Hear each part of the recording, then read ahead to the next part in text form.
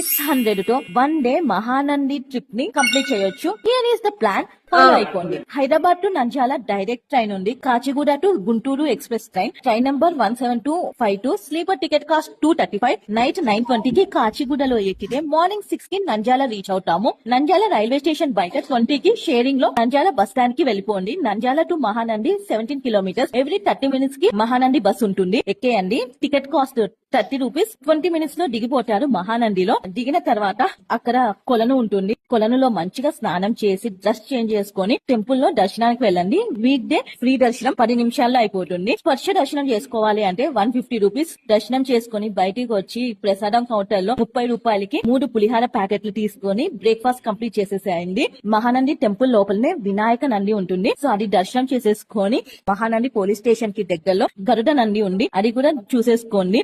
Afternoon 1 కి temple లో అన్నదానం చేస్తారు. మంచిగా తినేసి మహానంది నుంచి నంద్యాలకి బస్ తీసుకొని 30 రూపీస్ కి ఈవినింగ్ వరకు నంద్యాల రీచ్ అయిపోండి. నంద్యాలలో జగజ్జనని అమ్మవారు చాలా ఫేమస్. దర్శనం చేసేసుకోండి. Bus stand to railway station కి ఆటోలో 50 రూపీస్ కి వచ్చేసి 11 కి కాచిగూడ ఎక్స్ప్రెస్ ట్రైన్ తీసేసుకోండి. Sleeper ticket cost 235. Third class AC 600. And back to Hyderabad. Save and share this reel. Follow me for more travel.